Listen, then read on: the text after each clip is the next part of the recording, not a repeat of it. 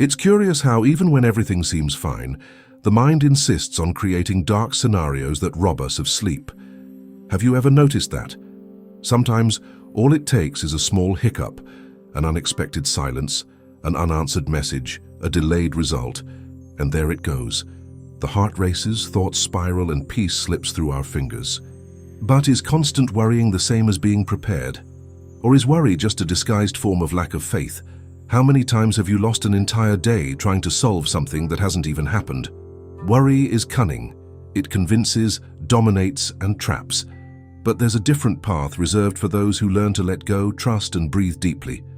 The chosen one doesn't need to carry the world on their shoulders. When we understand that there's a greater purpose guided by God, we discover that serenity doesn't come from the absence of problems, but from the presence of faith.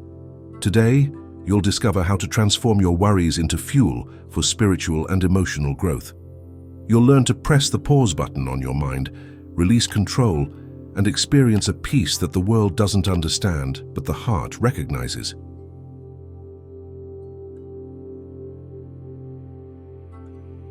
It's striking how worry doesn't ask for permission to barge in. A phone call at an odd hour, an unexpected message, and your heart is already running an invisible marathon. Before you even know the reason for the call, the weight of anxiety takes over. It's as if the mind has an automatic switch that flips to panic mode whenever there's uncertainty.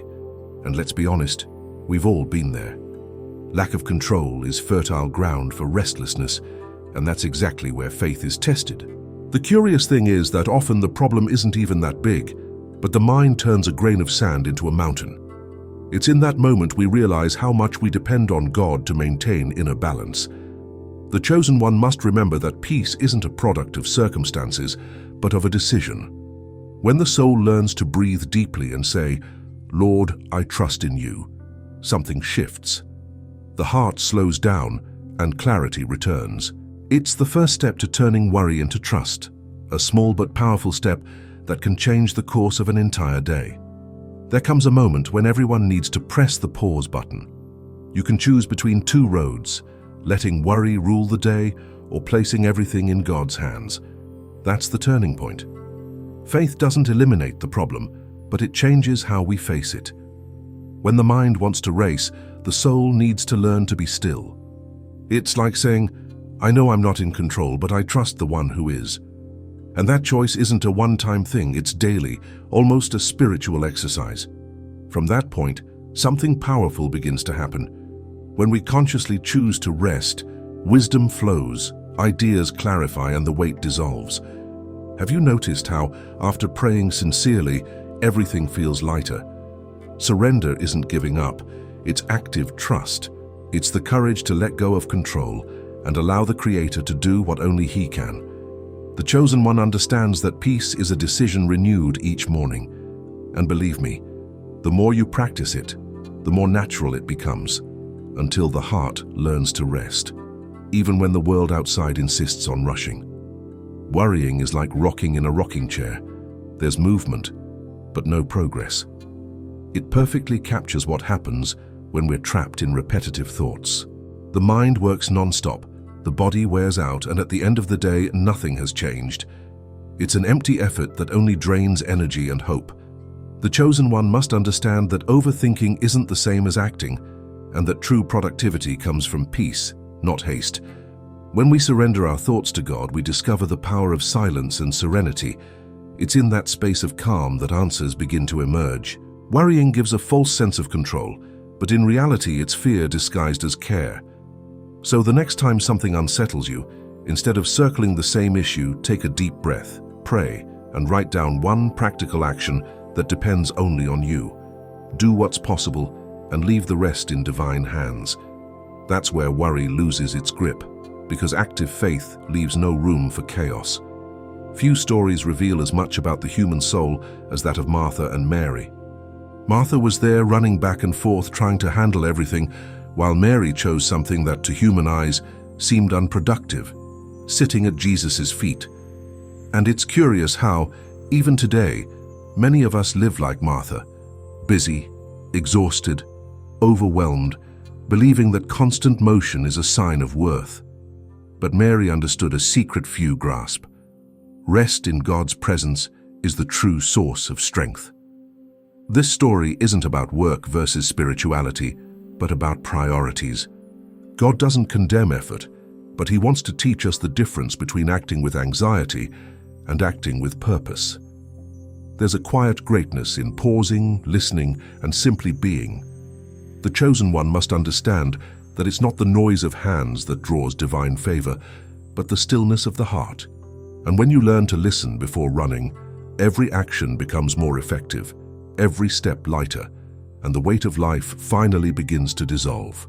When Jesus looked at Martha and said that Mary had chosen the better part, He wasn't diminishing her effort, but revealing an eternal principle. Not every urgency is a priority. How many times have you found yourself running all day, only to end with the feeling that you didn't do anything that truly mattered? That's what He was talking about.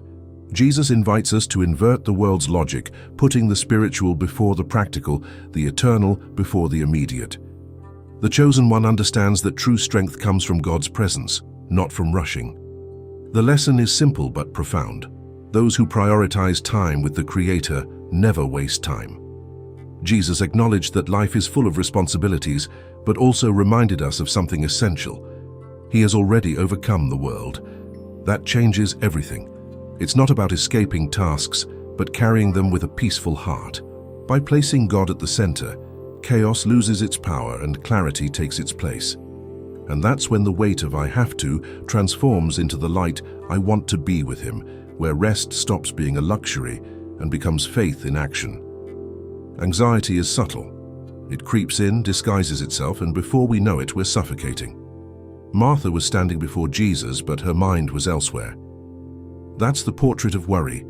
It makes us physically present, but spiritually absent. Worry squeezes the heart until joy can no longer breathe. The chosen one must stay vigilant. It's not just about feeling fear, but letting fear steer your life. The danger lies in allowing stress and control to occupy the space meant for faith.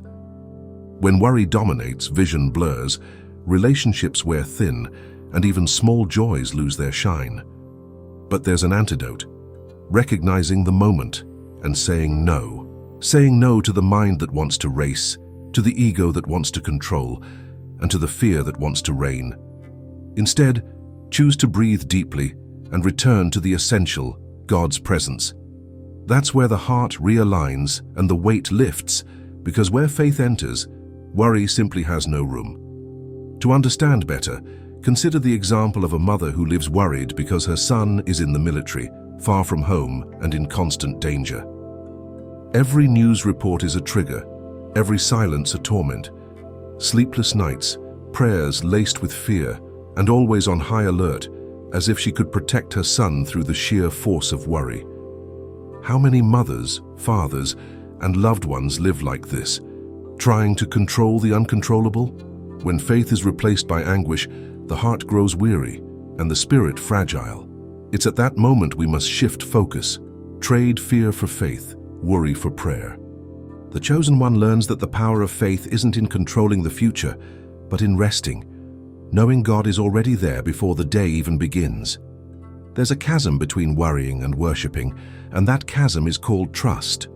Worry distances us from God's power, while worship draws us closer to Him.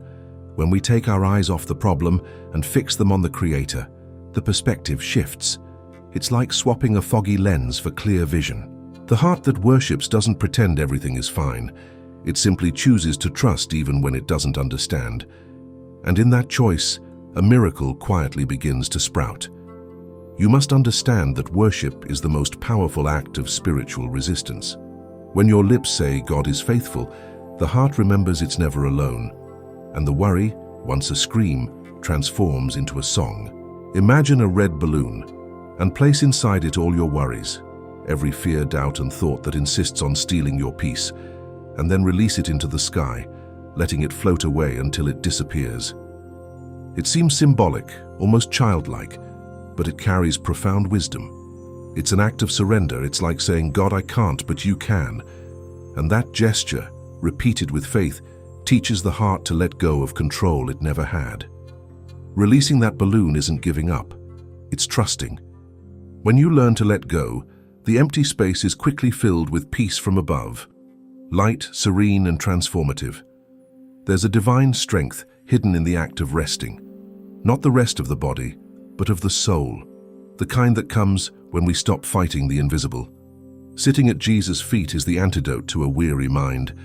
It's there in his presence that worries melt away and the heart finds its proper rhythm again. Peace isn't the absence of noise, but the presence of purpose. When the chosen one grows still, they hear God's whisper, "I'm taking care of you." And in that moment, everything is renewed. Clarity returns, faith reignites, and even problems seem smaller.